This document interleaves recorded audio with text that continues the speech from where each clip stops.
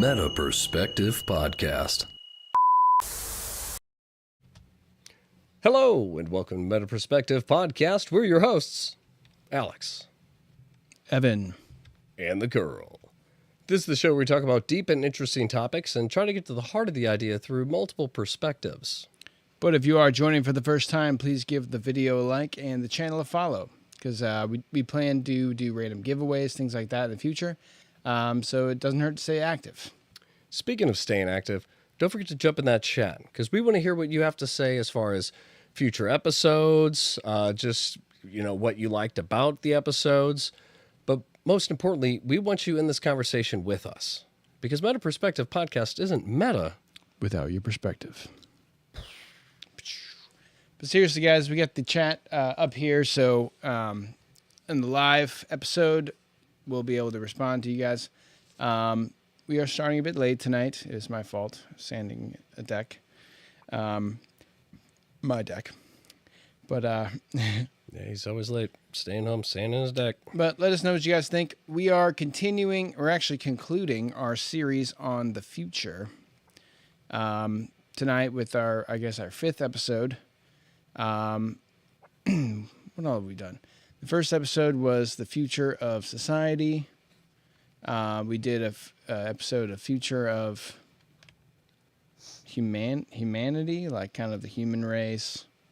We did kind of an episode last week about the future of politics. We kind of watched the Trump stream and kind of discussed the war. Oh, yeah. The first one, technology? It was the future of warfare. First one was technology, right? Well, kind of. Society, technology. It was a like a little bit hybrid. Yeah, like what our life's going to be like. Just like the future. So, yeah. We're all going to be hybrids.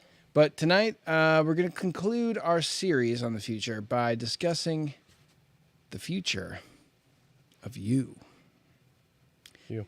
And what that means is it's going to be everything from where you are at this point in your life to accepting getting older, accepting death, how you kind of live your life. You know, it's going to be part kind of life advice, things like that. And then what happens after? We're going to talk about the afterlife. We're going to get spiritual with it.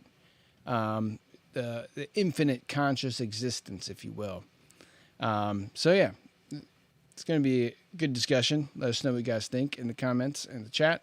And if you're watching this in post, let us know what you think as well. We will respond back to you. So yeah, we started this kind of whole future discussion off. I like to always come back to here.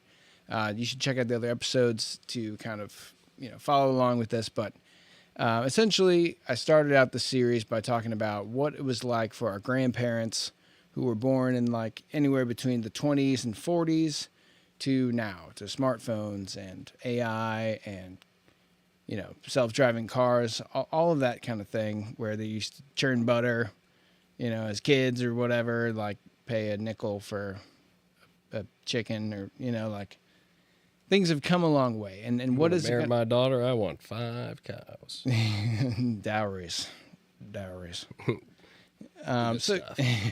So yeah, the progression over our lifetime, that what we're going to see with technology expanding exponentially, we're going to see a lot of interesting things. And yeah, what does that mean fun. for It's you? fun to speculate on all that. But regardless of any of that, we're all just individuals living on this planet. We all have a sustained conscious existence that, from our moment of birth, is actually not the same body. It constantly is recycled, and your consciousness is essentially sustained through that progression, we'll say. So what is the consciousness? What makes these material atoms and molecules, cells, these combinations of things, organ systems, all that? What makes that who you are as you kind of go through life? Well, that's kind of the big question, but it doesn't matter where you really are in life. We all are going to die at some point.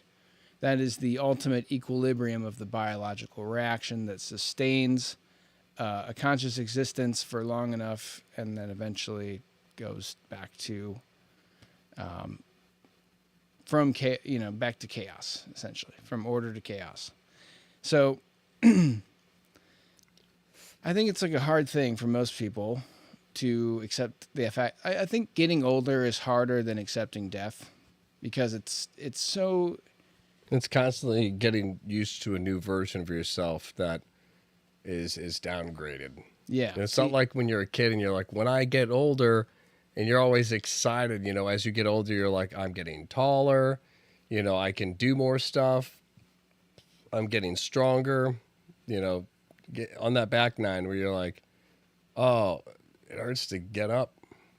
Like, sleeping's hard with even a new mattress. Like, what's going on? It's like, Yeah. you look at your hands, you're like, oh, like, I can see more veins than I could when I was like 13. It's like, Especially in the wintertime, my hands look like literally like fucking crocodile hands. yeah, it's like it's like just little things you see starting to set in. It's like, well, this isn't better than it was before. Yeah.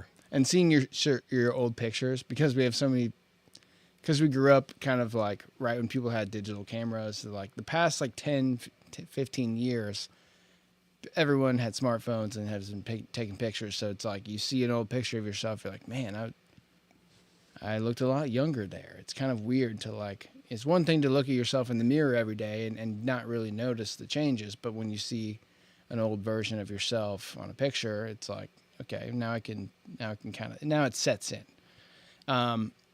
And that's kind of a thing too. Like there's a way to understand that in a healthy way. Obviously we're all getting older, and eventually you're going to die, but like the process of aging and all that, and I always kind of like what you're just saying, where you'll hear people as they get to like, once they turn 30, they're like, oh, I got out of bed this morning, my back and all this shit. It's like, no, dude. I'm 35, and I can see what time has done to my body, but I'm not on the decline in a lot of ways. Like I'm still peaking, I'm still as strong as I've ever been, pretty much. You're not peaking. Like you get dad strength, you're getting, old man strength. Start getting grays. Yeah, I guess some old gray man in the strength beard, ain't nothing compared to like young buck energy, though. But it's a mental strength. It is. It is, but like that kid's still gonna outrun you. Well, yeah, maybe. Still gonna jump higher. But you're still gonna get eaten by the bear that's chasing you guys. Unless you're like an aging athlete or something like that. Like for the most part, you can still do all these things up until you're like 70. The bear's going for you. But you know what I mean? Like accepting that you're getting older in a way where like, oh, I'm getting older now, stuff's starting to hurt. I'm 33 or whatever. It's like, you're not old. Don't be that person. I think that's just lack of conversation. It's just like, I know what people like to hear. Hey, getting older, that's some generic thing. You're like, yeah, I heard some man who was 85 say that, and he looked like it was hard to get out of his house today. Right. Yeah. I don't think he drove himself. Like, well, you're fine. Exactly. Like, you're fine. He said it, I believed him. And when I hear people say that, all I think is compensating for the pain of aging and not accepting the aging process healthily. Like that. I don't say that stuff because I don't believe that stuff. And it's like being stagnant. And it's like you never really learn communication, or you never really learn anything. You just kind of stay right where you were, like in high school. And then one day it's like, like no matter, like I'm doing all the same stuff, but my body's not working the same. Somebody walks up, you're like, oh, I'm achy, getting older. And you're like, you should spend the rest of your life that you got left, you old man, learning how to communicate. Like, I don't care. Yeah. We all hurt. I mean, like, point. Sifu's like in his mid 50s. He's getting up, like he could be 60 in the next 3 or 4 years. I don't know. That's our martial arts teacher, but it's like the dude is still physically capable as anybody, and Yeah, you doing that stuff, it prolongs your life, and it makes you able to do anything you want. And anyone that says that they're getting old and they can't do this or that, that's just accepting defeat, essentially. Yeah. And I you're mean, going to die sooner. if you consistently exercise, eat healthy, and get enough sleep, I'd say those three like main ones. Make sure what you put in your body is healthy and it's enough. Yeah. Make sure you're getting the right amount of sleep and it's good sleep. And make sure you're staying active, not just maybe working out or something, but something endurance building, riding bikes, something. Yeah. Pushing yourself, pushing your limits. Yeah, if you consistently do that, you'll be 80 years old and still moving around, not really hurting. Yeah. You might notice your strength dissipate, and you're like, I need a little help standing up, but it doesn't hurt. My muscles just they're not holding this. They're falling apart. They're deteriorating. Well, But it's like you can still give your body what it needs to where it's like you don't have, it's like if you slouch all the time, it's like, well, all that weight's going to the wrong spot of your back. That's why you always have back pain.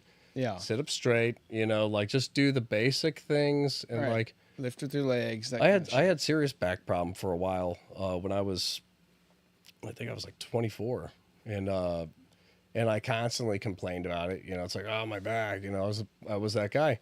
And this is like pre The Secret. And once I like saw The Secret, it kind of made me aware of what I was saying. It's like I have an extra vertebrae. So it's like, and scoliosis. You do?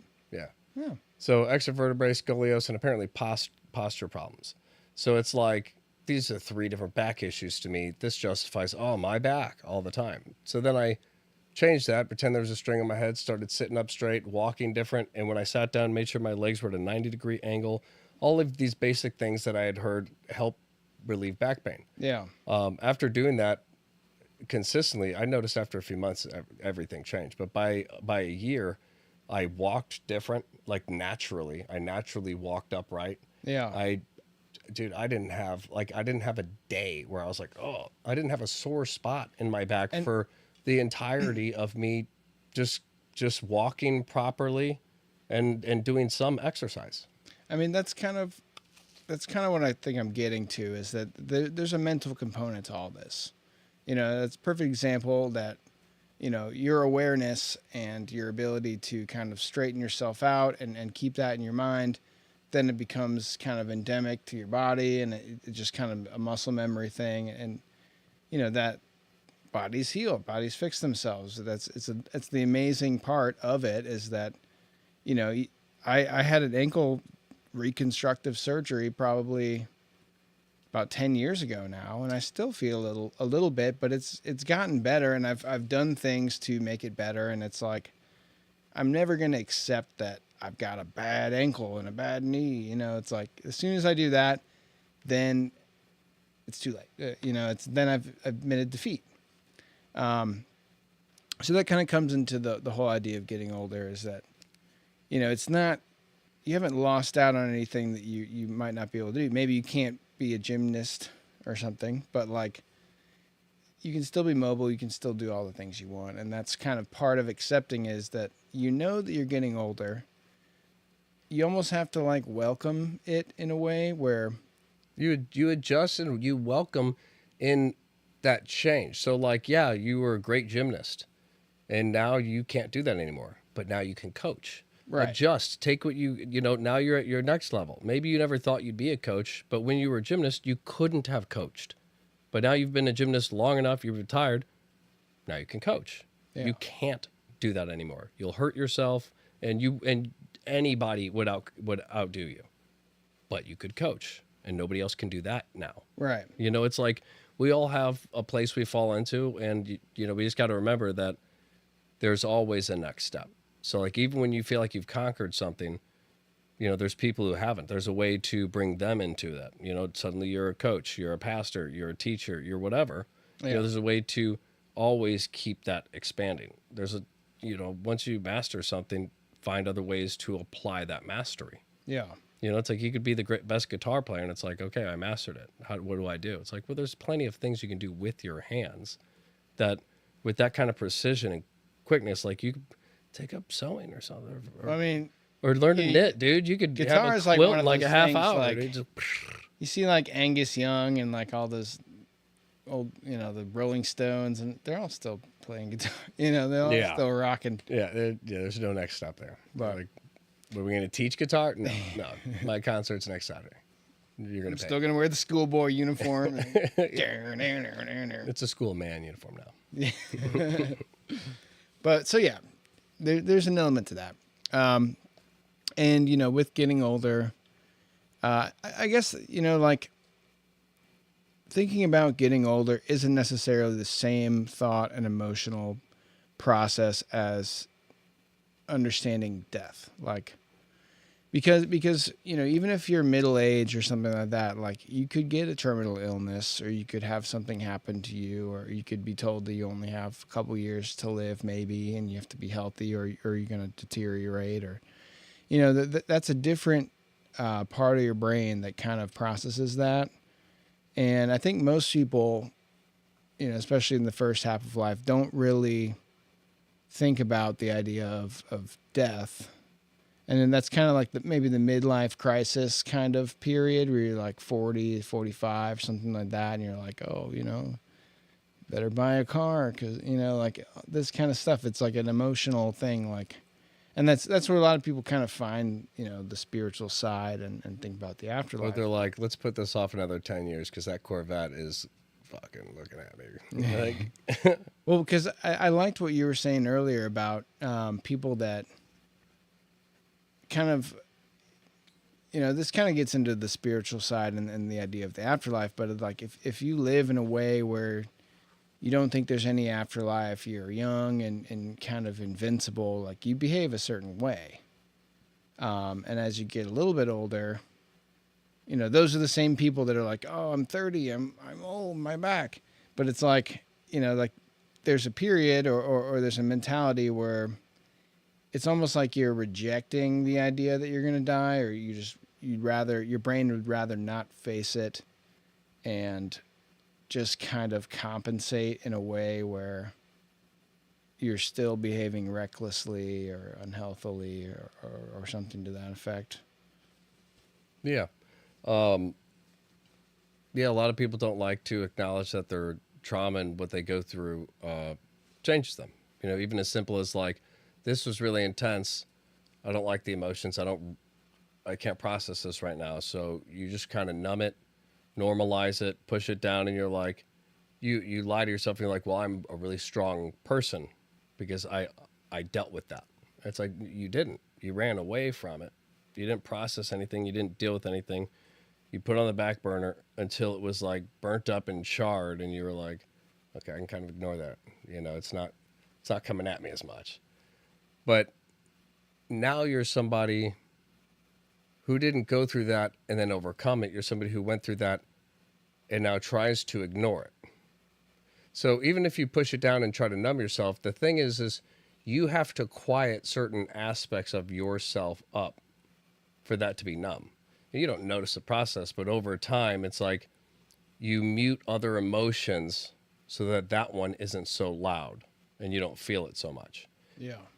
And you don't even realize that over time, now the way you're acting is a little less empathetic. Maybe to keep yourself up, you kind of put others down because now people, you were ignorant when something happened to you. So now other people's ignorance just stands out as foolish to you. So it's like you justify making fun, putting them down while making yourself feel better. And it's all these things you would have never done had you processed things properly and been able to help other people. Now you see other people and you just want to put them down and do the same thing that people have done to you. Yeah. Or whatever, hurt people. But that's the main takeaway that I want people to get from that is whatever you don't deal with does come out in one way or another. Yeah. So I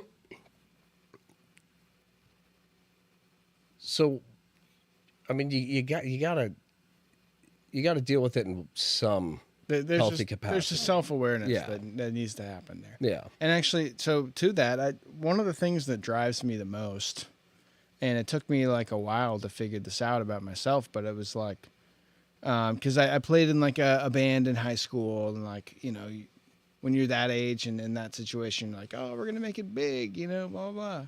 Musician for the rest of my life, that kind of thing. Yeah. At some point, Natural. that obviously didn't happen, and I kind of accepted that.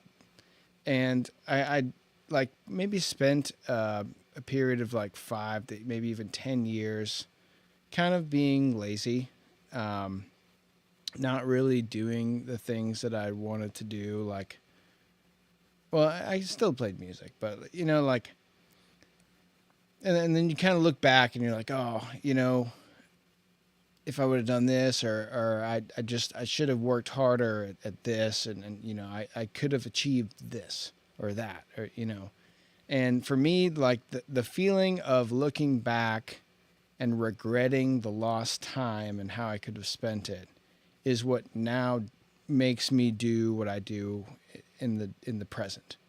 And that's major because again, it's like even little traumas from our past cause that type of reaction, where you get to a point in your life where all these things you've numbed, like little things, and there's not a single person who doesn't do it. We've all done something that, even if it's just we said something and it came out stupid and we're kicking ourselves and looking down on ourselves, whatever you don't fully deal with to keep yourself up, you create all these other weird situations in your mind, these pitfalls, where something will go across your mind, but instead of like it popping up and you going, oh yeah, reminiscing, I remember I used to do that. Like, I bet there's a way I could reapply all that experience into something now that I'm doing. Yeah. I bet there's a way I could incorporate it. No, because of other traumas and things like that, you come across something like that, your mind naturally is going to get hit by it with regret of like, Yeah. I could have done more, and then I wouldn't be in certain situations. This stuff wouldn't have happened. All these subconscious regrets that when you look back at something might start to bring those up. Your mind starts to regret, like, if I would have done something different, I wouldn't be where I'm at now. It's like a subconscious thing where it's like, that's why you're regretting, because of like stuff that you didn't handle properly. But even though like that sounds complex, from your perspective, Yeah. it's going to be simple. It's going to be like something pops in your head and you're like, oh man, I wish it could have been that. And it's like just that little change in how something pops into your head changes your direction. Unless you correct it, your direction has been changed for that day. Yeah. And now you're going more into regret. You're looking more into what could have been. You're starting to reminisce. Now you're in more of a mindset of regret. So things you look at, you're not in a mindset of gratefulness, gratitude, like everything I'm doing, look at me coming up. You're looking at what you didn't do. And now it's like, even the stuff you have, instead of having a reaction of gratitude, it's like, I could have so much more. You're or I could have, exactly comparing it to your past self, and that's actually another great thing towards the concept of aging and just getting older is that, like I call it like the finish line mentality. So many people are stuck in this where they graduate high school, then they go to college, and then they're waiting on that degree so they can get a job, and then once they get the degree, then the next finish line is the job, and then they get the job, and then they find a girlfriend or a boyfriend or whatever, and then you get married, and then you buy a house, and then you have kids, and then it's like, and then the kids graduate, and it's like you're always waiting on that finish line, and most people can't enjoy their life without thinking about the next kind of finish line to get to, and that's kind of like when you look back, it's like, oh, I just kind of spent my time going through these little sections of life, always looking towards the next thing. And it becomes a paradox. Right. Because you look back and you're like, I should have at least had the kids by now. And I don't even have the job And now you're doing the the reason you might have lost a job and there's some trauma or something associated with that, but you never dealt with it, got better, fixed yourself, and got a better job, and learned to interview better and be a better employee. No, you blame other things, you whatever, and Well, go ahead. I guess see you got. Let me kind of rephrase how I laid that out. So No, I see what you're saying. meant I had something. So it's build on the it, but idea yeah. of once I achieve this, then I can relax. Once I achieve this, then I can be happy. And until Yeah. I get that, but kind of to what you were saying, that the way you need to frame your life is a progressive. It's a growth, Yeah, it's so looking, that's to the, it might be a finish line, but it's not a finish line. It's an achievement. so that's what I was saying to that a long list of is achievements. it's a paradox that most people get stuck in, is when you have your first pitfall, if you don't recover from it, you start to have setbacks, and those setbacks have setbacks. Then maybe to deal with some stuff, you start drinking. Now this is a whole identity, and you can't do a lot of stuff when you're always drinking. So now you're limiting your opportunities. I mean, like No, tonight, if we weren't doing the podcast, it's like we're not about to hop in cars and go out to do this, that, or whatever. It's like you're more limited. We're not going to sit down and try to like write something with real context. We're limited. Alcohol doesn't make you smarter. But as you start to get all of these other habits and all these things that really are just really all snowballing from one thing that needs to be dealt with. What I'm saying to your thing is like a lot of times that's like the heart of the problem is you have an idea, but once something in that chain gets delayed or breaks, now you feel set back, and that setback causes a setback. It's a paradox where you're constantly like, it's like, how do I go forward when I'm already set back? And being set back makes me sad and go back into the same things that keep me set back. Like, you have to break the paradox. You have to adjust and say, okay, I'm not there, but that's because maybe I'm supposed to do this from another angle. How do I readjust and see where I'm at right now, and what angle do I have that could get me back into that game? Right. Instead of readjusting and getting yourself out of the mindset of where you're not, because that's the hardest thing. Is like you said, that finish line. That's everybody's thing, because to most people, that finish line is happiness and peace. Well, that's the so it's idea like I of can the finally be finish happy. line. I can finally be done. Right. And when you see a pitfall, it's like, I'm never going to be happy. And so it causes like a self-sacrifice where you're like, what's the point of me trying to get over this hump when I'm already, I'm going to work really hard to get over this hump and to get to nothing. It's like, that's what the mindset does. Like, it's not there anyway. Just give up. Even if I do this, I already messed up. But it's like, if you can readjust and reassess your situation, see where you're at and what direction you go to still get some momentum to catch back up to where you should be. It's like you're constantly in the same routine, the same mindset. And it's like, because in your head, the finish line is a structure and you have failed the structure and there's no recovery. And I guess that's the difference. It's waiting for a finish line versus progressing towards a goal or an achievement. I am the finish line. And it's a switch in Don't mentality. tread on me. I'm done. Yeah. But it's a switch in a slight switch in the framing of the mentality that keeps somebody going. It's not, if buying a house or getting married or having children is one of like those are, respectable things. I'm not talking shit on those things. I'm just saying that a lot of people, for lack of a better purpose in their life, they look to those kind of finish lines that are typical across society as an achievement, and that I'm just waiting for that to happen, and I'm kind of lazily listing towards it, like without much direction. But it's like, it's kind of waiting for it to happen on its own. Right. Versus like, okay, maybe those are like kind of life steps, and that's not the right way to see it. But like if you have something like a promotion or you're getting your license or something like that, like your professional license or something that you're working towards, that becomes now it's an achievable goal that you work towards, and that in your mind you're progressing, you're working towards something because you want to get that as soon as possible, and then then it's on to the next thing, but it's not a finish line. Like you're just kind of, once you got the job, now you just go home and sit on the couch and, eat bad food and drink beer until you're 50. And then you look back in your life like, what the fuck did I do? I didn't do any of this. I talked about doing all this stuff, but like once I hit that finish line of the job, I just kind of lost motivation. What's the next thing after that? I'm already married. I already have I already have kids. I already have a house. What do I do with my life? And that's right at that time where your body starts to age, and then people just accept accept that they're old, and then the mentality of that allows you to break down, and then it's a snowballing effect, and basically that's where you get diseases and things like that, because you're mentally open to, you're not resilient because you don't have any life left.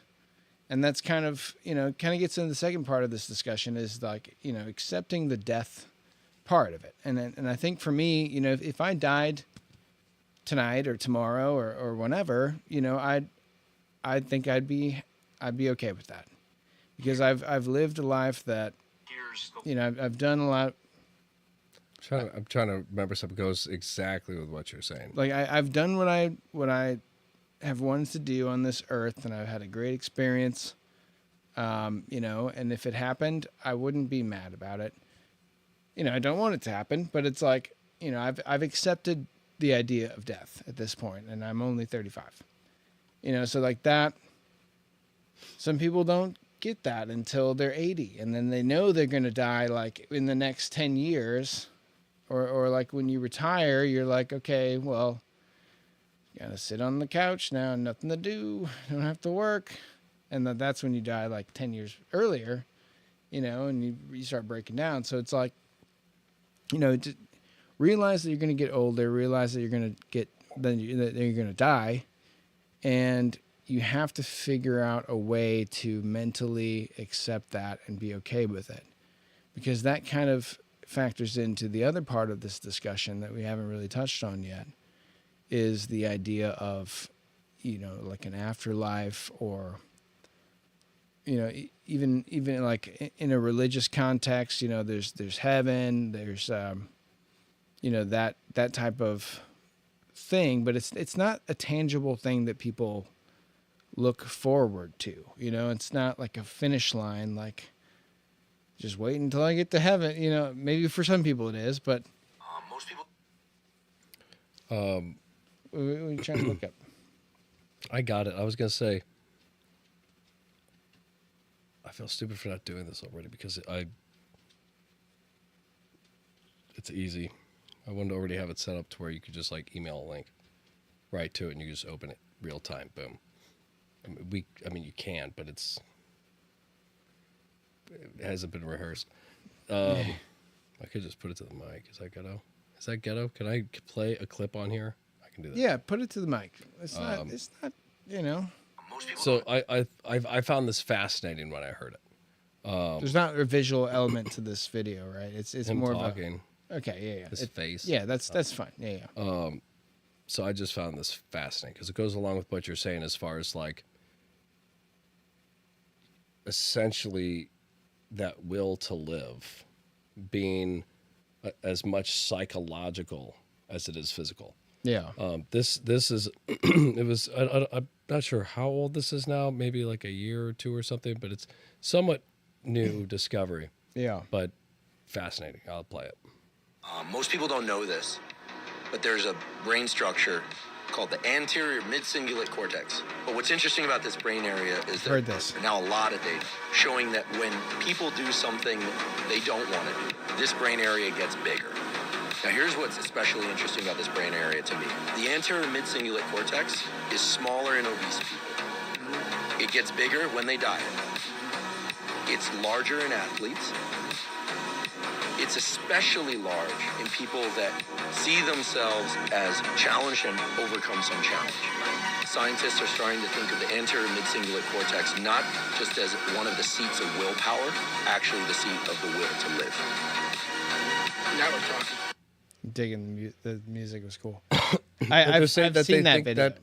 that it may be like the main component to your will to live. The singular thing that is like that psychological, emotional, physical element that causes you to, that is kind of that I'm like giving up factor done, like a part of you allowing yourself to die. Yeah. And that's kind of like it brings up, this is kind of like the martial artist in me, that like the discipline aspect, like this is a lifelong journey. This is something that, like you said, doing things that you don't want to do. Like it's that part of the brain is large in athletes because the hours that they've trained. Well, it's also funny. It's one thing to enjoy playing the game and being good, but like all the hours you got to wake up, you got to go train. Sorry, go ahead. I say it's also funny. The Universe 25. Yeah, the mouse. The Universe 25, whatever number. We got a good episode on that. Check that out. The Universe 25 episode. I thought it was. I also think it's really fascinating that you notice the mice they stop trying to reproduce. They stop. They like their society stops. They kind of go into their own weird depression and everything, and it's only when given everything in abundance. And it's almost like it's almost like we are made to become physically damaged. We almost take on more physical damage to ourselves when we are consistently pampered and have no threat. We are like, if you want to think about like physically what we're built for, yeah. We are built for struggle. We are built to overcome. We are built to face adversities. We are built for it. Yeah. We're built for hard times. Like if you have nothing but easy times, you die. Like right. there's no coincidence that like all throughout history, it's like you have a purpose. You have to, you got to do something, Yeah. While at the same time, all of humanity has this idea of like, we have to build to like this utopia where everything's perfect. But it's funny because the idea of a perfect utopia in itself is destructive to us. Dude, because we become unhappy when we have everything we want. It's not that we need to keep trying to fight something, but there is, I think an element of like information. Like we need information. It's almost like how we survive. We need to process. And if I sit down and stop processing and just pamper myself, my body's just like, I'm not a puppy. Like you're overfeeding me. I'm dying. Diabetes, cut off my foot. And I'm just like, whoa, who's a sad puppy? Why are you so sad? Yeah. It's like, I need exercise. Take me outside. Yeah. It's like you have to, you're meant to physically accomplish something. And for whatever reason, it satisfies us. And there's no coincidence that when we do something hard and we complete it successfully and we accomplish whatever task it is, we feel accomplished. We feel like rewarded in the act of in accomplishing a task in itself. It's like, I feel good. It's like, why? What is that? Yeah. And how come if I'm sitting there just watching my favorite show on repeat, eating the same food I love, why does it have an opposite effect? And it's like, nothing matters. It's... Dude, I've actually got a very relative example of, because you brought up the mouse thing.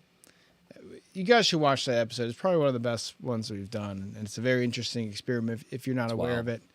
Universe 25 experiment. It was done in the 70s. I forget the name of the doctor, but Dr. Mice? Essentially, like he had a cage of mice, and then there was infinite food and water, and then the mice at first, like we were talking about, they're built for struggles, and they're wasn't his name Stuart? Stuart Little? I'm sorry. But like eventually over the stupid joke. You kind of got me on that. His name's Stuart. Yeah. But do you have a little car? Yeah, like and a boat, canoe. He had people hands. Is that the second one? But no, so like, is it people hands? Yeah. Oh, he did have little thumbs and human hands, thumbs, didn't he? Yeah. Ugh, I never paid much attention. As a kid, I was just like in wonder and awe. As an adult, I probably would be like, ew, look at those thumbs on that rodent. Those don't belong. But so yeah, over the generations, the mice get less and less equipped to survive because they have no threats. And perfect example of this is. But So I find it fascinating though that without the threats and with the abundance of food, they also lose like sexual attraction. They lose motivation. It's like I have everything I want. Why would I raise a kid and teach him stuff when I can just sit here and lick my fur? right. I mean, it's like that's kind of like what it is. It's like that's the key to growth. when things get too hard, you become like complacent. what's the word where you're like not petrified, but you become kind of like calcified, where it's like allowing yourself to just indulge, suddenly having to put forth any effort is too hard. And you see it throughout history with like super rich people where they just sit and it's like their waiters bring them everything. And if somebody doesn't bring it to them the right way, it's like the fact that you just disturbed my perfect atmosphere. Now I can't handle it. And then it's like off with his head, kill that guy. Yeah. It's like those little perfections that they want to control because they need everything perfect. Because even when you have everything, you're not happy. You become depressed and you're like, you guys need to help make everything perfect. Yeah. And if you don't, I'll kill you. And it's like, how do you have everything and you're this unhappy? Right. Like, that's crazy. And so to all that, so I've got a ball python that I've had for about 15 years. They live a long time. But I feed them mice, and I buy the mice from the pet store. And Stuart. I feed them in the bathtub so the mice can't escape, and they don't even try really to escape. I drop them in, they're like derp derp derp. They run around, they're slow. Start trying to crawl on his face. But I've seen a couple where I'm just like, dude, run for your life. Yeah, I'm not for this. He's making me watch this. Like, But run. Why are you running to it? Stop licking its mouth. They basically probably come out of a Universe 25 kind of habitat, but they're just not equipped to survive or do anything. I wonder if they do. But last night or 2 nights ago, so we've been having some, like I've seen a couple mice. I've caught one. I'm having a really hard time catching these mice. And the other night, last Wednesday, when I came home from the podcast, I had a little buzz going, and I saw this dark shadow, like kind of go like right in front of my feet, and I was like, "There's no way that was a mouse." It looked like a piece of static black fuzz, and I'm pretty sure my mind made that up. 2 nights ago, me and Claire were standing in the kitchen. She was in front of the refrigerator. I was by the kitchen island. And from what, like, I don't know where, same black blob blur. It's almost like it came out of the trash can, and like the angle that it was going, because there's a little hole right at the edge of our dishwasher, and I know that they go back there. But this looked like the mouse just like went into the wall and disappeared. And it was this fucking phantom mouse just like right in front of our feet. And I'm like, did you see that? Am I crazy? I've seen that once before at least. She's like, no, I saw that. I'm like, that compared to the mouse that I feed my fucking snake, that is a mouse that is equipped for life. I can't even catch those fuckers. Like I put out traps every night. I put peanut butter, Nutella, pieces of cheese. I can't catch them, man. These mouses are like, the threat makes them better. And that's, the idea of growth is, the best way to grow is overcoming adversity. It gets to that whole thing with the brain, I forget what it's called, but the piece of your brain that makes you do things that you don't want to do. And it helps your will to live. It's like, the struggle is what refines us. I really do wonder if that's how they breed mice for like feeding. Like, Probably, I mean, because like Universe that. 25, that experiment's so old. Yeah. Like, I wonder if it kind of went into that culture of breeding. Or pets, like people buy them as pets. But it would make so much sense that if it's like, I'm going to breed this for food, that if you just give it everything in abundance, it'll be more easy to control. It'll be more docile, and it'll act like food instead of try to survive. Yeah. Like, I wonder, because I mean, like, you would think there's a lot of money in breeding mice just for feed, at least starting off. So you would think they would apply. I don't know. It's kind of a random side thought, but it's like, Yeah. it's one of those things where, like, the more stuff we cover on the show, it's like, I wonder how much of this stuff is applied to, like, our daily life. Like, Yeah. you look at, like, buying a mouse to feed your snake, and you're like, yeah, this is just some redneck who caught a mouse and started breeding them in his basement or something, and now he just sells them for food to snake owners. But it's like they could have like trippy, like, experiments, like all this data fed through, and it could be like an elaborate operation based on things that we've covered on this show. It's just trippy to think where some of the stuff bleeds into. I'll say one thing. Even if I let my snake go loose in the house or put him under the dishwasher and under the oven and be like, go hunt, he couldn't catch this fucking phantom mouse. This thing, it doesn't have a form. It's basically a blob. And it moved across our feet like a foot from in between us and went into the wall somehow. Like, what the fuck? Yeah, they're insane. But little mice. Be like the phantom mouse. When you see a mouse, it's always like a trippy like when you see like a wild mouse, it's always kind of trippy where you're like, like once you see it and it's gone, you're like, I'm kind of surprised I even saw it. Yeah. Like, because you only see him for a second, and it's like, it's almost like it wanted me to see it, because I feel like that thing with the size, he's been here a while. He just wanted me to know, like, by the way, I've been here. I just want you to know you're going to be moving out. You want to know a trippy thing? No. Two trippy things. Okay, I'll hear too. In the desert, I went to Joshua Tree for a friend's bachelor party. We got an Airbnb, and they have Pikachu mice, like super long tail and like a little fuzz. A Pikachu mouse like went. I've seen pictures of them. Yeah, I know exactly what you're crazy. talking like about. went under the picnic table, and we're like, "Where'd it go?" And just another crazy thing about mice. This is like a humble brag. All the places I've been, but it's not meant to be. But I did a study abroad in Europe. Humble college. brag. Everywhere he goes has mice. Like the Pied Piper. So I was staying in Italy. Rats everywhere. You know? In Europe, Fancy. we went to like the like a national park.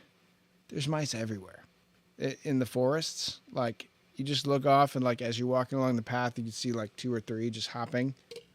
Like they're everywhere, dude. I've been to like a couple places like that where it's like surprising like how heavily populated it is. It's like it's just confusing. It's like, one, why are there so many around so many people?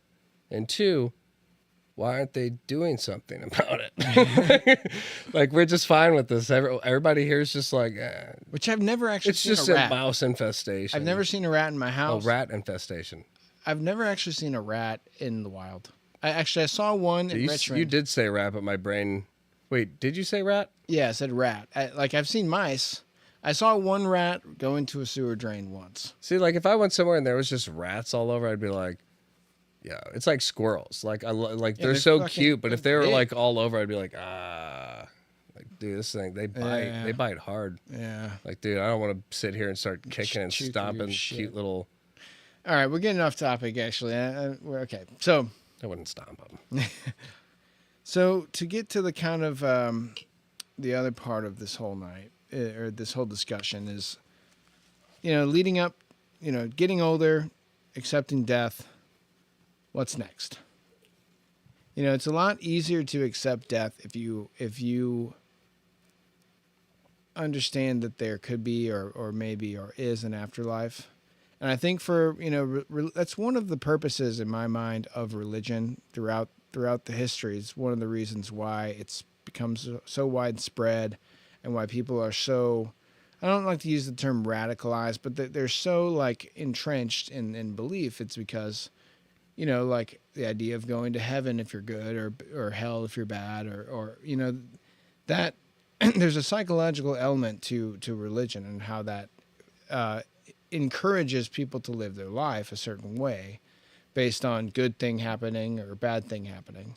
But just the idea of a sustained existence, like your consciousness extending after death, I think, is one of the things that helps people age and accept death. Because if you don't have that, you're basically, you're probably living more recklessly. You're not really worried about the tomorrow kind of thing. I want to say like exactly to that. You could be 45 and hit that point where you either acknowledge death because you're at that age where you can't avoid you're getting older anymore. So you're 45 now, you've put it off for so long. Now you're like, I'm getting old. You can either face that, and I feel like if you face that, that's what leads you to those questions. That's what leads you to trying to figure something out. So it's not about like, to me, it's not about just believing in a life after death or anything. It's about just simply going, it is coming up. Yeah. Let me acknowledge it. Right. And see where it goes. Maybe I'll figure something out. Maybe I'll come across something that says this isn't it. But the one thing you shouldn't do is say, I'm not getting old, and buy a Corvette. Because again, you're trying to compete with a version of you that time has already passed by. Like the era of you doesn't even exist. You want to go party with young people, you're lame to them now. Like you're not with anything. And that's all part of it is you like you said, you get the Corvette, you try to ignore stuff, you're trying to party, and you end up dying or something. You end up actually being dead. I was going to say, like, buy the Corvette for the right, if you can afford it, buy it for the right reasons, party for the right reasons. But still acknowledge don't compensate. Don't compensate for lost time or something like that. It's a fast car. Think about if that. You're 45 and you got that bank account stacked, like, buy that fucking Corvette. Like I support that kind of thing. But a lot of people will do, like, they'll make up for their lost time and like, oh, I spent, from my late 20s to my 40s just working and didn't really do the things I wanted to do. Now I have to live young. It's like a relationship. Yeah. If you have a meaningful relationship and then it's like a tale as old as time. You don't, if that ends, you have to acknowledge and deal with the relationship ending. Yeah. You have to deal with the death of the relationship.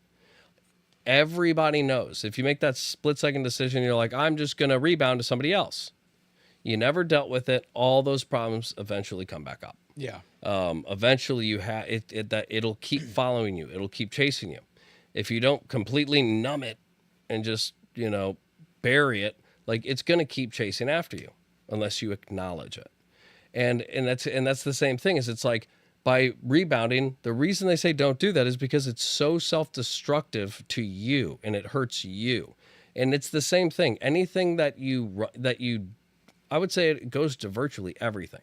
Anything that you do as kind of to spite something else, instead of acknowledging death and how old I am and just acknowledging I'm an older guy and I need to maybe start becoming more of a gentleman. Maybe I should embrace the grays. Maybe I should start trying to mature myself. If I don't acknowledge that, wear an Ed Hardy T-shirt and oh my God, fucking 45 with funky sunglasses that have rhinestones. Sorry, it matches the shirt. But yeah, it's like if you make that split-second decision where like I'm just gonna get a cool car that'll keep me feeling this way, it's like it's borderline. What do you call it? Compensation. It's overcompensation, but it's kind of like, what do you call it? When somebody's not like, they don't have depression, they have the split one, kind of like the bipolar, or maybe it's fraud. What's the word I'm looking for? It's a psychological state. Yeah, where somebody could be depressed and then like, ha. Oh, manic. Yeah. It's almost like a manic state where it's like, this is serious. The weight of this is actually causing something in me. Like me realizing I'm 45 is I'm starting to have this feeling. And it's almost like a manic thing where you're just like, nope, haha, everything's fine. And you fight it. It's like overcompensating, but it's like a manic overcompensation, which leads to destruction because it is kind of chaotic. It's not a natural state. So it is kind of like desperate, like confused. You're just like, but you're like, no, I got this. I am still, you're it's like all this internal stuff going on that whatever decision you're making, hopefully you can afford it. And hopefully you're not putting yourself in some crazy future debt with this vehicle you can't afford. And you're trying to show off to people. And now, whoops, I just did some stupid donut in the middle of an intersection when it was really late, smashed the front end and took off. Well, I have to pay for all of that. And I haven't even paid off a quarter of the car yet. Yeah. Like now I'm in even more debt to try to fix this car to get it running again. And you're constantly setting yourself back. And again, those are the things that start that paradoxical cycle of like, now that all this screwed up stuff has happened, I don't have to think about the old thing because now all I'm thinking about is all the shit that's going on. Yeah. So because you've now buried the thing that needs to be dealt with, you're just going to stay stuck in this paradox of like, the problem with everything is because I didn't get is because I crashed the car, but no, it's because of this. It's, I should have gotten something cheaper. I should have got this, or I shouldn't have done, you're constantly now going back and living in your past nonstop. Right. And never allowing yourself to live in the moment or even focus on where you're going in the future. You're leaving yourself stagnant and stuck in this paradox because you can't just go back and be like, you know what? I'm an older person. I need to just grow up. Yeah. I need to drop everything that's happened since before I bought that car. I need to drop everything since then and just be like, it's time to grow up. I don't need to worry about the car or how I look in it or how I feel. I need to just get my money right. I need to do this. I need to grow up. Yeah. Like you don't fix yourself until you acknowledge what the actual problem is that's causing the dysfunction or any kind of like disease. Yeah. Yeah, I mean, love yourself. That's kind of like that kind of happened with my mom anyway. She when she was like, midlife crisis, 45 or so, or 50 or whatever. Yeah, she got that PT Cruiser. Yeah, she bought the gold PT Cruiser, and like back then it was like I think it was a 2003 or something. Like that was a cool car ish. I don't think it's cool. I mean, in your 20s, you're not like, ooh, you're like cruiser bruiser. She did that, but then driving around, people are getting punched because of you. Like that was her like midlife crisis car. But then she like several years later, maybe like 10 years later, she started a business.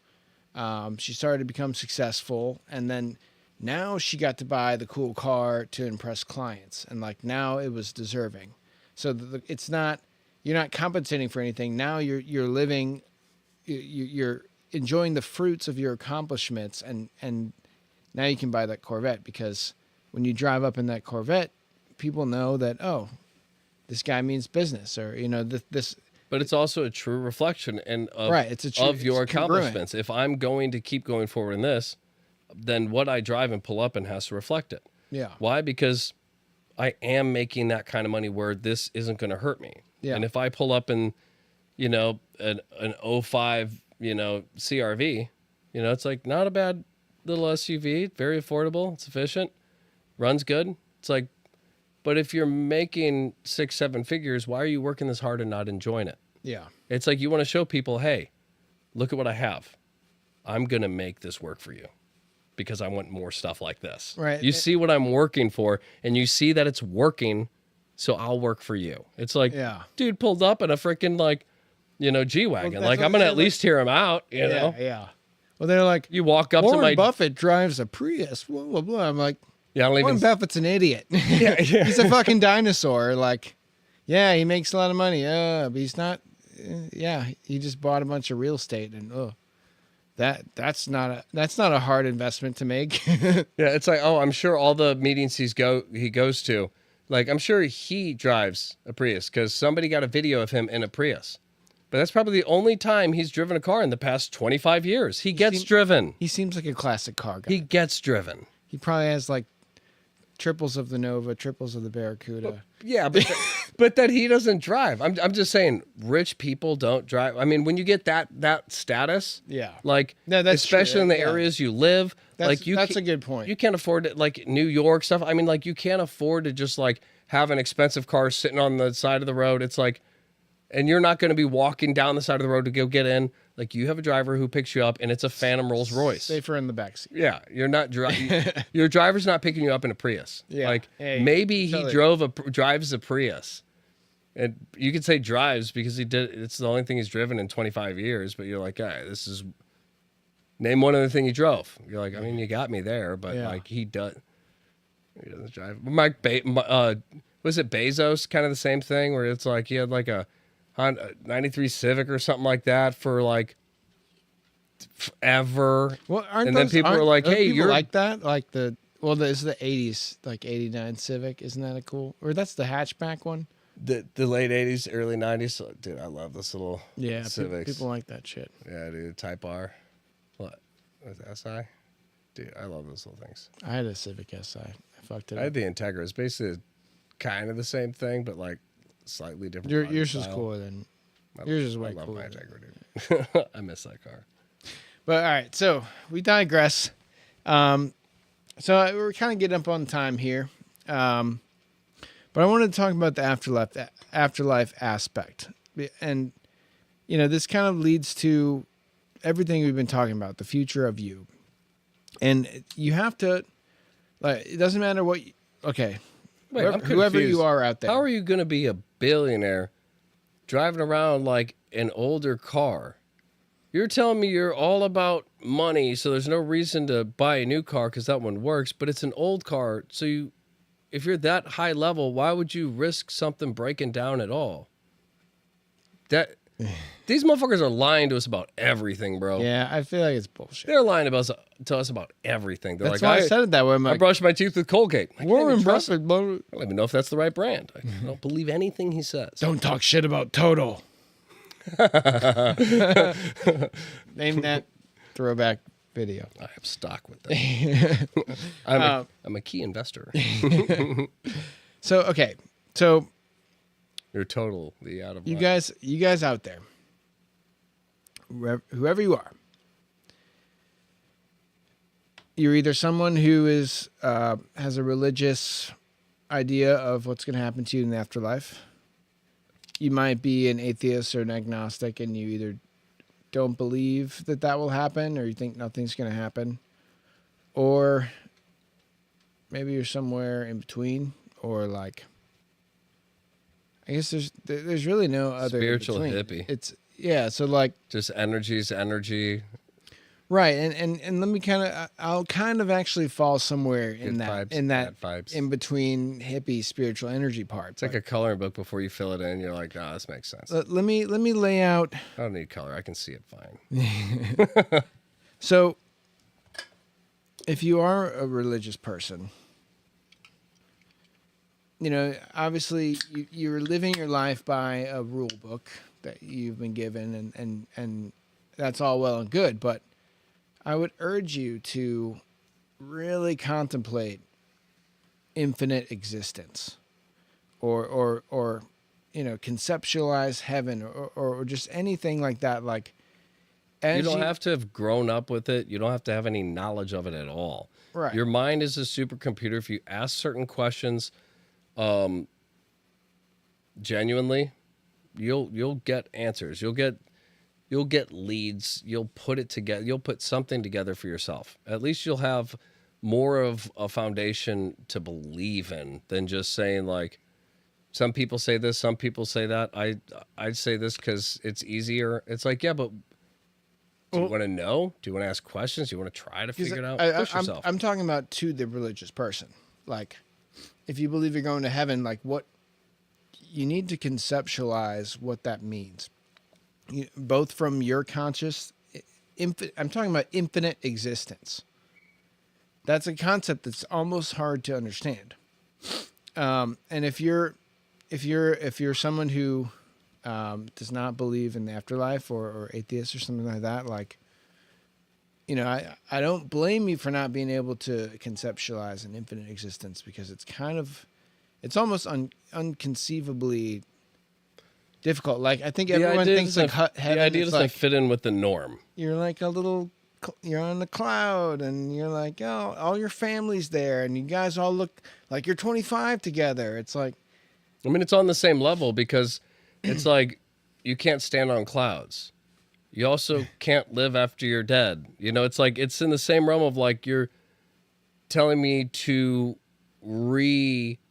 understand life in its entirety that I've experienced, and that this isn't just like I'm an existing thing here. That this whole plane has nothing to do with me. I mean, you have to conceptualize reality. We're gonna do I think, whether it's the next series or we might do an episode in between, but at some point we're gonna do a spiritual series, and I think conceptualizing heaven would be a great episode. I got some good stuff on I don't even want to like fully blow the load on that, but yeah, we're gonna wait for the I guess shot. what I'm getting to is, and I'm setting up I'm setting up a point that I'd like to lay out. So whether you do or do not believe in the existence of an afterlife, and if you do, you've probably been told how it's going to be. If you don't, you probably reject how you've been told how it's going to be. I would make the case, whether you're religious and believe in heaven or whatever you believe, reincarnation, anything, or if not, if you don't believe in anything, that conceptualize that. Let me break it down on a quantum level. So we know that atoms, or not atoms, but electrons and subatomic particles can kind of flash through space and time, and they almost kind of exist everywhere and nowhere at once.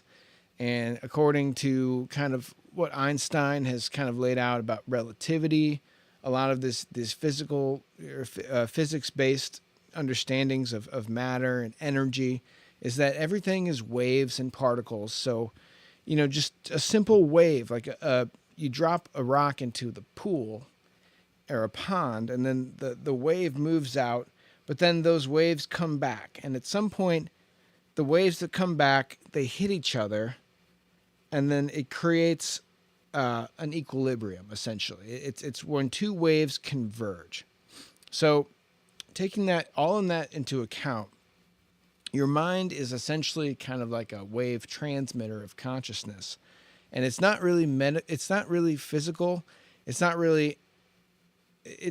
metaphysical. It's not matter. It's not really energy. It's kind of both, but it's also something outside of that we don't fully understand. But, it's like it's both that work together at the same time independently. Right. Because it is quantum, it is like an aspect of this fourth dimension. Everything all the time, all at once. It's something you can't explain, but in that explanation is exactly what it is. We can't conceptualize it on our linear. Unless you experience it, you can't understand it. But even if you experience it, you can't explain it. Right, exactly. And what I'm getting to is something you can't explain. Like the way we've seen this in reality, where the things that you believe and the things that you work towards, you're able to influence the material world and your own internal world, and we're able to manifest things based on a conceptualized idea, and it starts here and it becomes reality. So that's on our plane, but on a wider spectrum of conscious existence, that rule holds true. And we've seen that in the quantum physics. We've seen that expressed in subatomic particles and in energy and waves and particles. So it's safe to say that on every level of existence in the universe, these things behave very similarly, where every piece of energy is essentially a transponder communicating with all the other pieces of energy. And we started this podcast in the beginning talking about how when we're born and when, 10 years later or now, it's like your body is completely physically different, but your consciousness is sustained. Why or how? We don't really know, but the idea that I'm getting to is when you die, whatever you've this is kind of what I believe. I'm not saying that this is 100% true, but I'm making a case, whether you're religious or whether you're not religious, to believe in something. Because if you believe in something, or because if you believe in nothing, then you're going to manifest nothing. And at the point when you die is like dropping that rock in the pond, and the ripples will go out into the entire universe or whatever, all existence of everything. And at some point, those waves are going to come back and they're going to hit each other, and that's an equilibrium. That's where our consciousness exists now. So in order to sustain your consciousness, I believe that you essentially have to believe in something after your death. And in the infinite unfolding of space and time, you will create it, or you're more likely to create it than you're not. And that the idea is, if you believe in heaven, you're 1% more likely to manifest heaven than nothing. And if you believe in you're going to hell, then unfortunately, you have a higher chance of manifesting hell. But the reality is, if you think you're going to hell, it's kind of a tell for yourself on how you answer that question. I mean, realistically, if I want to be a better person and I want to be a good person, even though maybe I've done stuff that makes me feel like I can't view myself as that. If I say I don't believe in anything and I don't want to look into it, that's a tell. I don't want to be a good person. If I wanted to be a good person, I would challenge myself. I would set parameters. I would say, if there's something, let me act accordingly. Just in case, let me really push myself to be better, to really understand, to really listen, to really be humble, to really be grateful. There's no reason not to try to adopt those traits to be a better person. There is no question that being more humble and being more giving, there's no question it'll make you a better person. Yeah. And I don't mean be ignorant and just give everything away, right. But be more empathetic, be more connected to people where I can tell this person is an addict and I'm not going to give them money. I'll offer them food. He turned the food down. I'm glad I didn't give him money. Yeah. But I still offered. And then another person comes up and I have a different feeling. And it's I feel like they really need food, but I don't have food and I don't have time. Here's the money. And then I watch them go in and get right in line at a place as I walk off and get in my car. It's okay, good. Yeah. These little things reassure you. They reconnect you. To not do those, I don't see a benefit to live a life of not being empathetic towards others, not trying to connect with others. It's a new trend that's been going around for a while, for years, probably for over a decade. The trend of everybody hates everybody. People suck. I can't stand. I hate people. It's you hear it all the time everywhere. I can't stand people. You go anywhere with a lot of people, and other people will sit there and be look at all these fucking people. And it's it's constant. It's all over. Yeah, I feel that way too sometimes. But that's what I'm saying is it's a geared. It's almost like the system geared to push us into that. There is no benefit you will ever get by having any negative view of people. You can protect yourself understanding people can be dangerous, but no billionaire will ever tell you, yeah, I shun everybody except for my close circle. No, it's all about networking. It's all about who you know. It's all about the connections. And you've let society convince you that you don't need to do any of those when the richest, most powerful, successful people,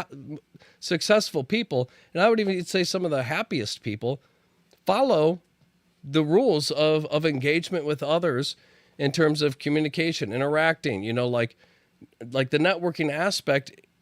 That's fundamental. So just little things like that of being I don't need to be empathetic. I don't need to be giving. It's you can live your life like that and say, let's say there is no afterlife. It's like you're going to have a fuller, richer life that's going to be filled with more success, filled with more friends, better memories. I see where you're going with that. I was like, where is it taking this? Yeah, you don't need. You could say I don't believe in religion, but no matter what, following. I mean, Right. and I say any religion. You like find look until you feel the connection and you find something like. What you're looking for should be a real connection in the thing you find in yourself. Well, let me Whether it's yourself or it's God, it's not going to be just an idea. So look until you find something that's more than just an idea. Right. But more than anything, don't settle for just being a piece of shit. That's why I say it's a tell. When somebody says, I don't want to think about it, I don't want to look into it, I reject it in its entirety. Why? Because it puts rules on you, because it says that you can't just do what you want, because it says that you realistically the only things that it says I can't do is be bad. So if you reject it in its entirety and you don't want to understand it, there's an aspect of you that's still bad. And I had to go through that where I was like, it was once I found it, I realized I didn't realize it and then find it. I found it and then realized the reason I hadn't found it is because I rejected it, because I did not want to hold myself accountable for who I was. There's a lot at play there, and this kind of gets to, and this is great stuff for the spiritual series that we'll do. But it's going to be good. I'll just say real quick that this is the metaphorical picture that I feel like the Bible paints in a way, where kind of you have like the Old Testament that's essentially like Judaism, the Torah, all that. Where it's very orthodox. It's very like you do good to get into heaven, you do bad, you go to hell. And I think a lot of people struggle with that concept that, that they just I think honestly the idea of the afterlife turns people away from religion because, like you were saying, then they have to have people say that, oh, if you do that, you're going to go to hell. It's like, well, nobody wants to hear that, especially like a teenager that's like, starting to do bad stuff and experience life. That's usually when people go from like the raised in religion, going to church with their family, to total rejection of it. And I think it's kind of that like, you got to do good so you go to heaven or you're going to go to hell. It's scary. And I think, that is like to continue the thought there. Without you finding it yourself and having that experience, right? It's like you're telling me, so you're naturally going to reject rules. Yeah. So I think that you're being told rules without meeting the person who made them up. You're just like, hey, somebody said you have to do this. Well, they have to tell me themselves, and you don't see the benefit of it because, like, if you do good, you get to go to heaven, but you don't realize that benefit until you're dead.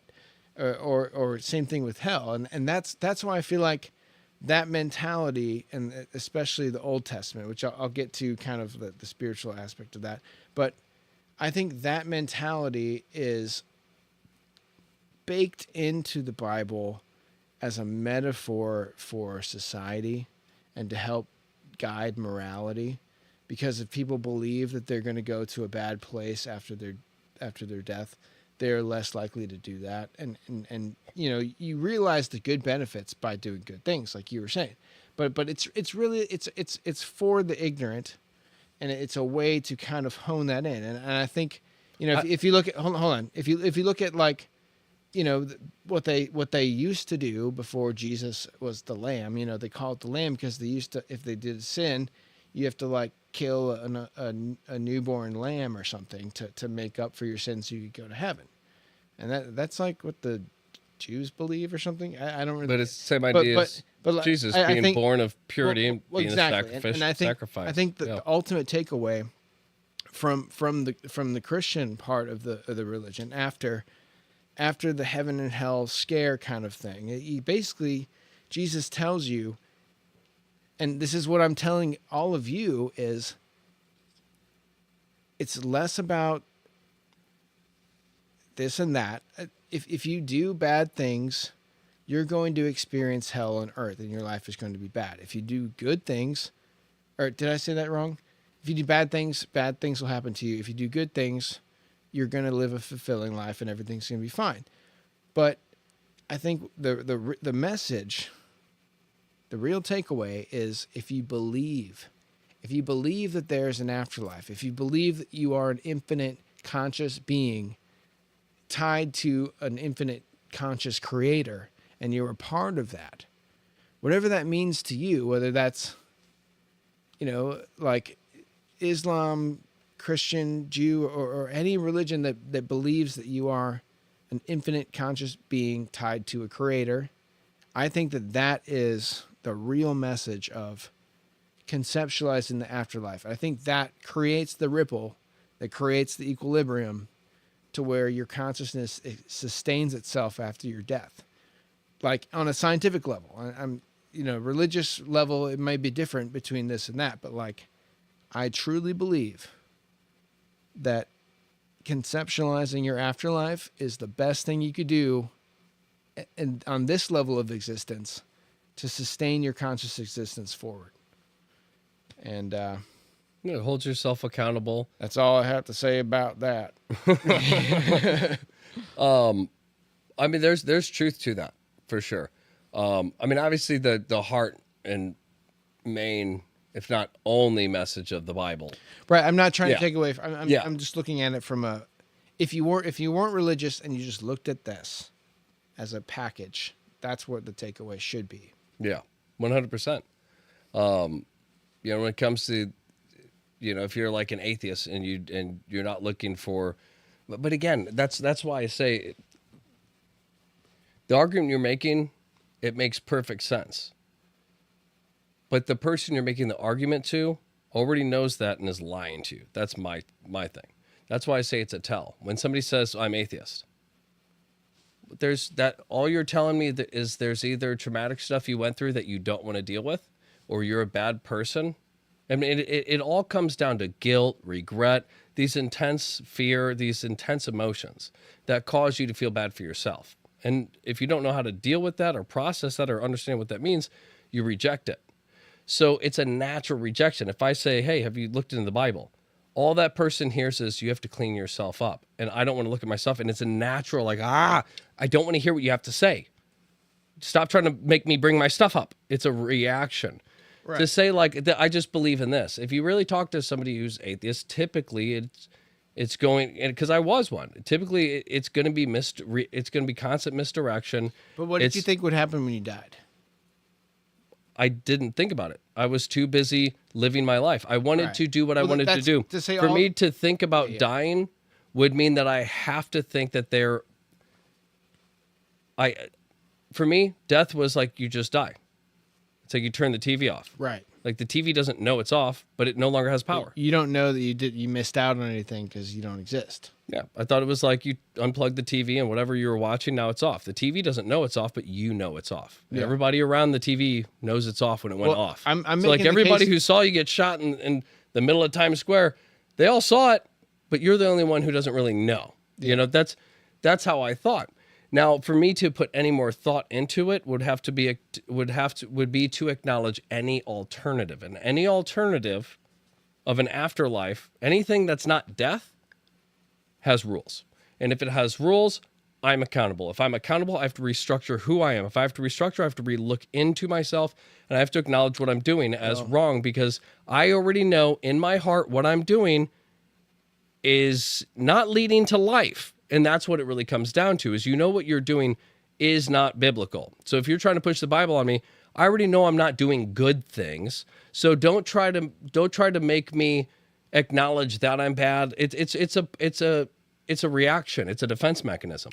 That's when I was atheist, it was a defense mechanism. Oh, I'm trying to make I tried to make a case for conceptualizing the afterlife, whether you're religious or not. Even if you are religious, I think you should conceptualize what that actually means, and we should get into that kind of thing on like a full spiritual series. But I got some really good stuff. I'm excited for. Let's dive back into what you were saying about atheism. It's like, and that's kind of what I'm laying out. I mean, this isn't like, for sure, but this is a level of logic that I'm following here.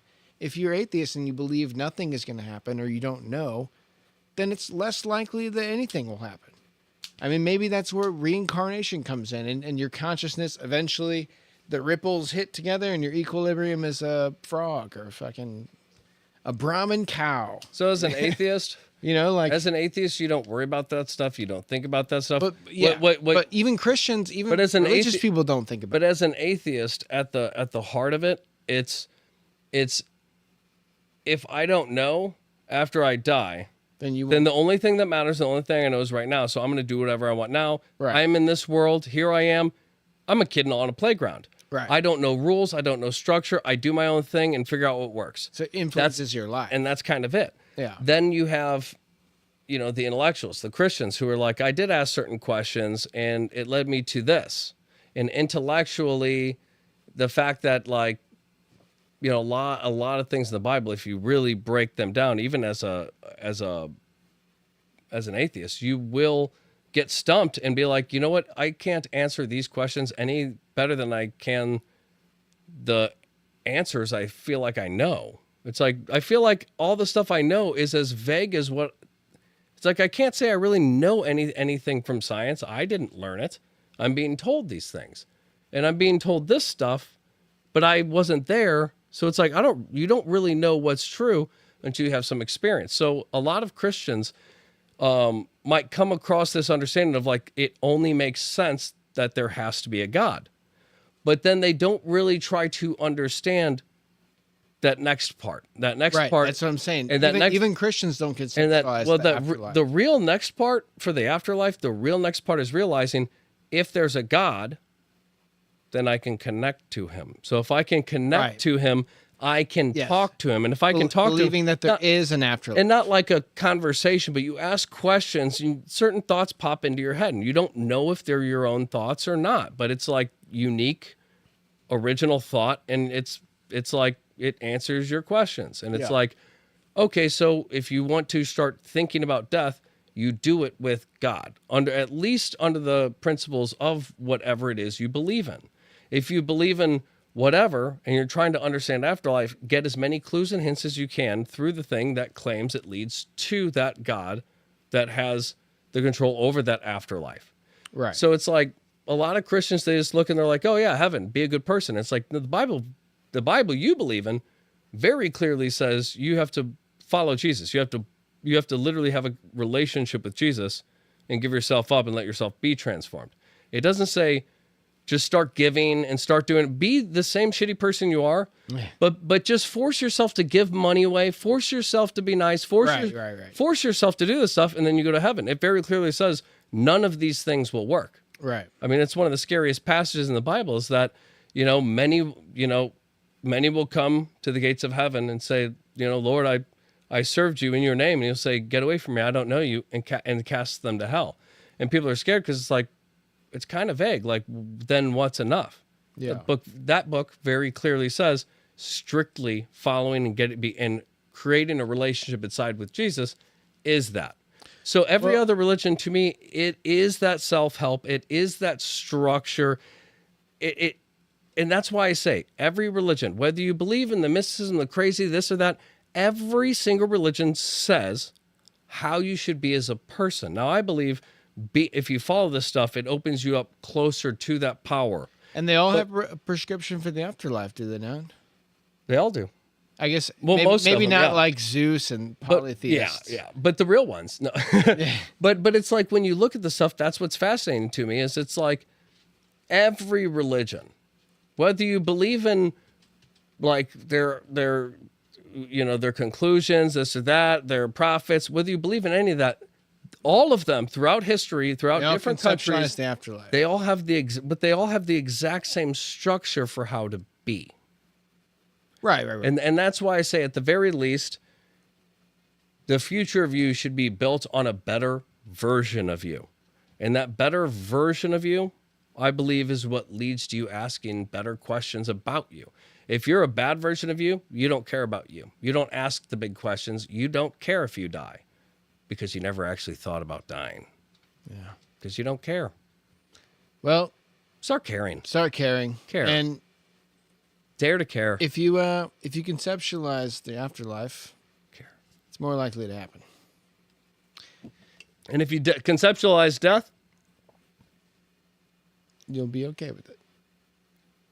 Or also, probably it'll probably happen. Anyway, guys, Some thanks for point. joining us tonight.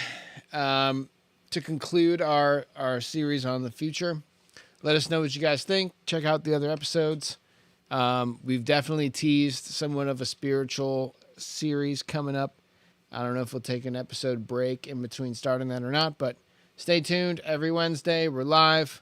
We got the chat pulled up. I know we started late tonight, so it's probably less likely that we'll have people responding, but usually we start around 8:30 Central. And join us next Wednesday.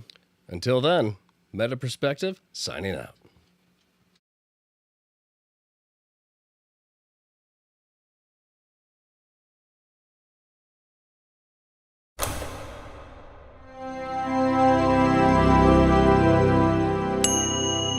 Meta Perspective Podcast.